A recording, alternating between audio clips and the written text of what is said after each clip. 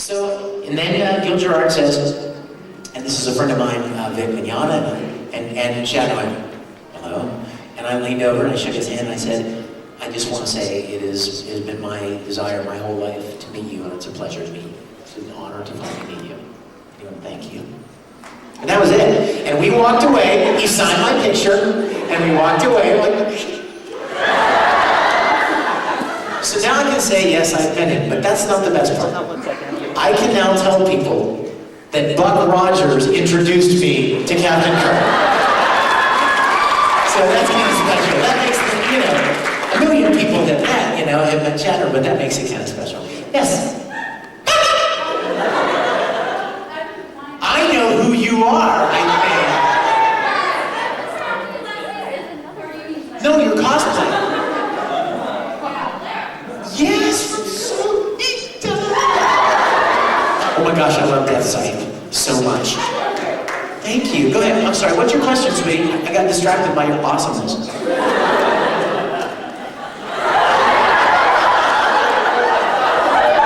my gosh. She just gets more adorable with every second.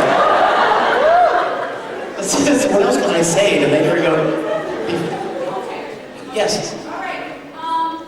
What did you want to do different with Edward's voice? We voice acted from the first Fullmetal Alchemist and Fullmetal Alchemist Brotherhood. Like, really expressing that. And then secondly, what do you think about Alchemy? First of all, let me start with that. I love Maxie Whitehead. You guys need to understand something. Aaron doesn't sound like Al anymore. This is not a matter of we want to recast Aaron. Do you understand? It's not even a matter of choice, you guys. I mean, that cute little brother is now brother. Help me get my body back. I mean, it doesn't work, you know what I mean? It's like, you're scaring me, Al.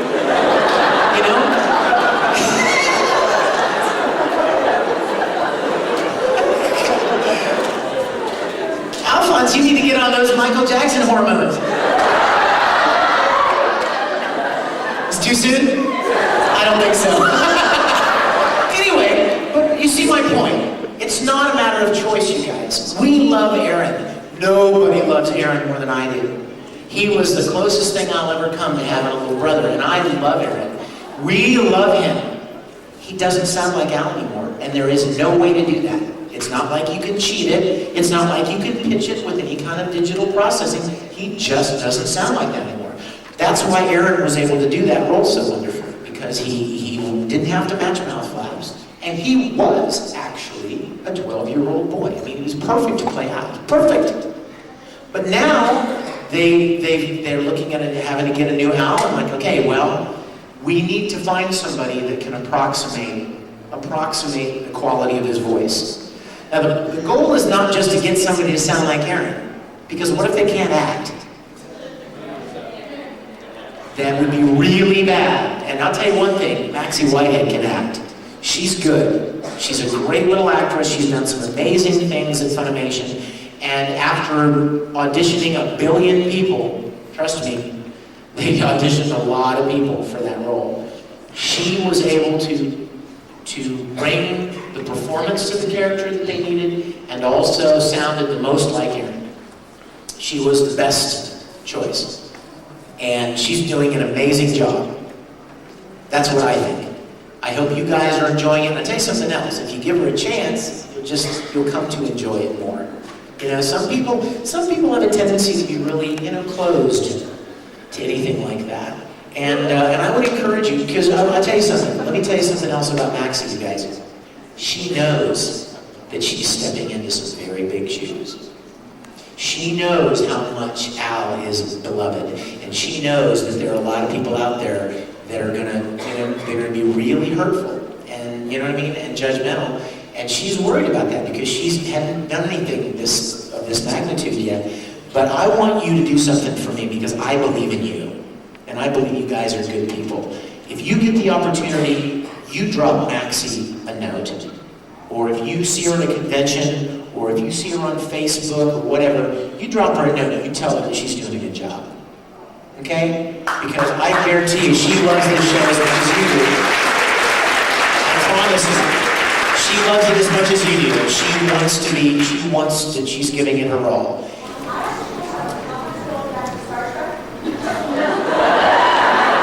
Well then, let's talk.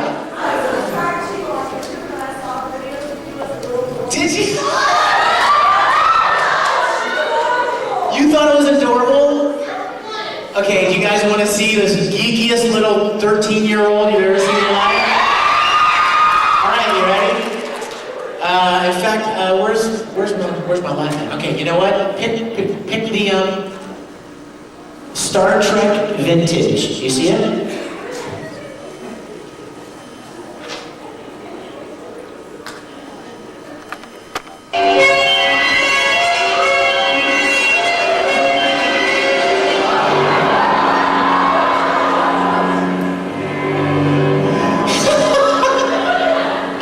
Demented to show you this. Look at this. This is me beaming down. Look.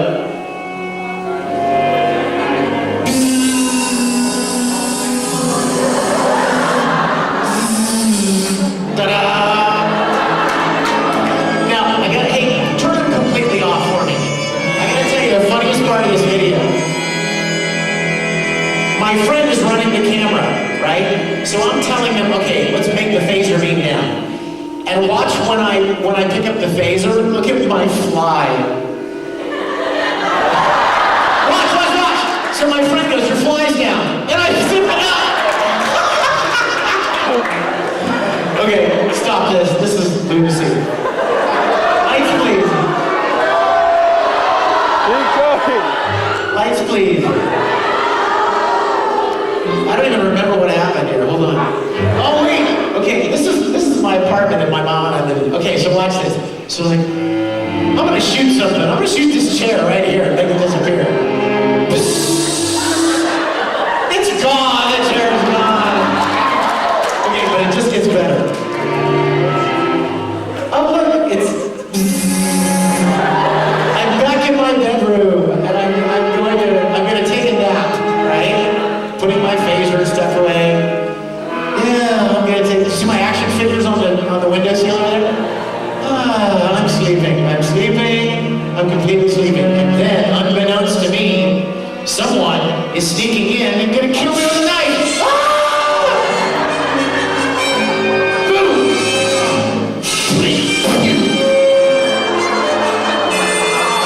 Now I'm gonna interrogate him. I wonder what his deal is. Hey, what about his satchel? Maybe there's a clue in there. A Romulan hand phaser. Beam down Mr. Spock. I need his help interrogating this guy. Now watch my friend. He's just laughing the whole time. He's gonna do, hey, look what I found in his bag. Oh yeah, yeah, that's bad. He's like, I'm gonna do the Vulcan mind meld. Now watch the kid sitting down and just start laughing. And then he looks at the camera like, please, can we stop this? Now watch this, it just gets, then it falls apart, right? So we're having our conversation, right? And I just can't hold it anymore when I look at it.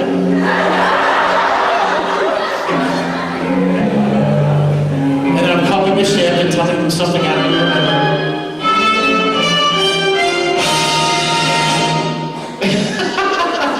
Okay.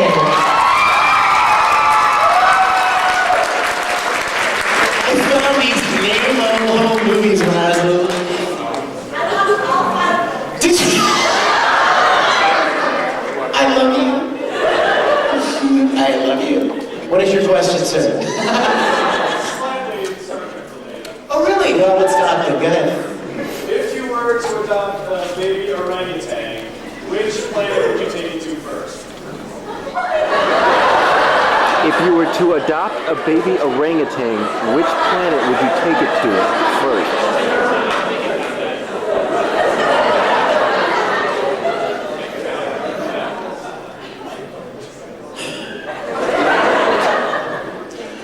I would probably take it to Omicron Sadie 3 because those crazy colonists would have a heck of a time with that chimp, with that orangutan in their colony. That was the episode where people got shot with the spores and it made them all happy and everything was just fine. Remember that episode? It was a great episode. And then like Spock got shot too, and there was the chick that loved Spock, remember? And then Kirk was the last one on the ship, and he was getting ready to beam down, and he realized that once he leaves the ship, nobody can get back because he's the last one up there.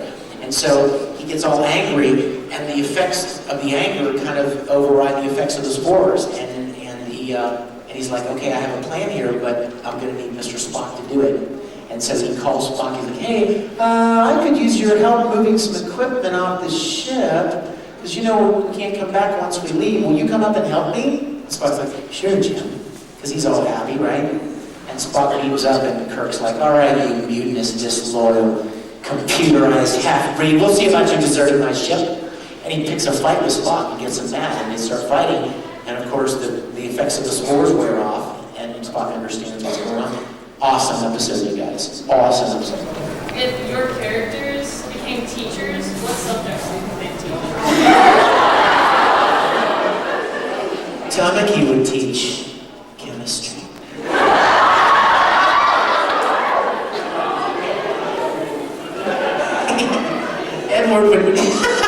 Edward would teach out, who of course would teach like physical science, biology.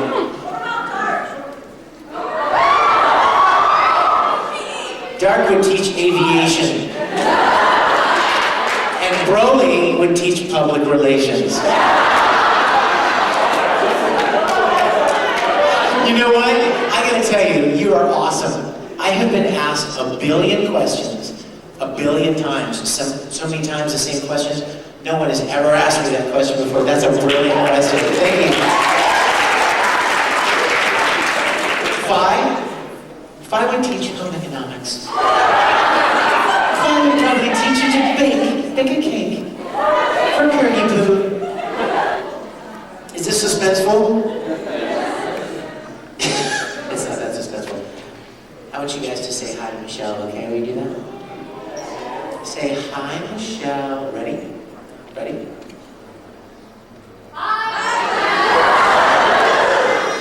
And say go.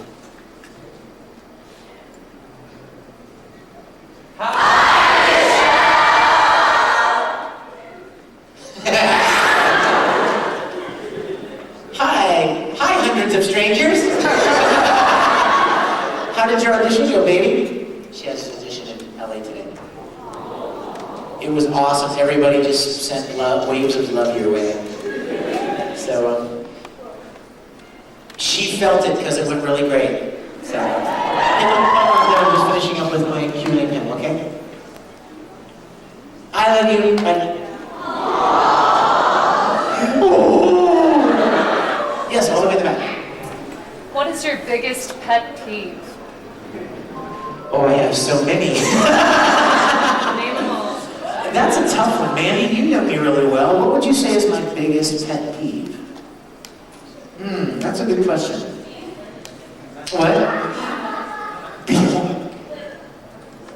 Being licked? No, that's not so much of a pet peeve as much as like a complete gross out. Pet peeve.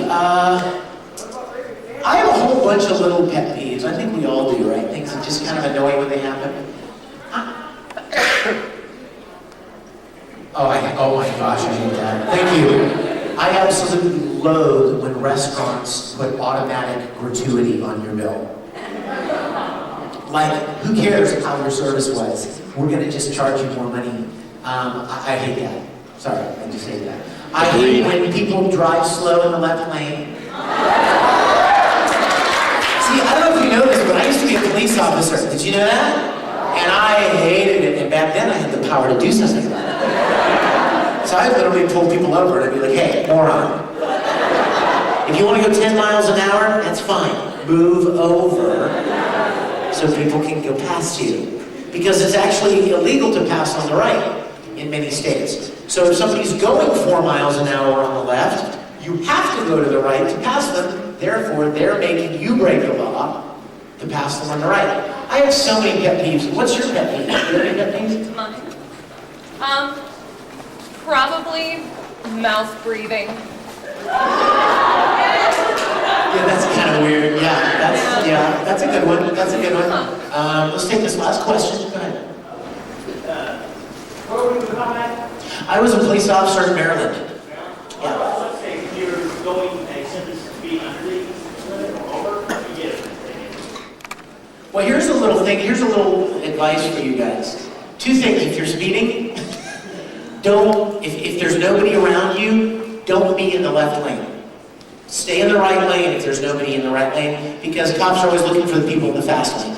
They're looking. Those are the ones they're looking for to be speeding. And number two, if you see somebody pulled over the side of the road or something, don't slam on your brakes, because then it's obvious that you're speeding. Just let off the clutch. Yeah, let off the accelerator, and you'll just kind of decelerate a little bit. And also, like, if you see a police officer on the side of the road, he's pulled somebody over, don't like slam on your brakes and take a chance on creating an accident, because he's already pulled somebody over. He's not paying any attention to the cars that are coming. So don't worry about that. But that's your little trick for the day. Stay out of the left lane. If you're gonna go 90, stay out. Not that I'm endorsing speeding at all. Parents, I do not endorse that. In fact, I suggest you go 15 miles an hour and make everybody pass you on the right. You guys, I hope you had fun. I love you guys. I am heading out. I am going downstairs wherever the autographs are. I'm going down there right now. I'll be there at 3:30 with music and all kinds of fun stuff, so come and see me.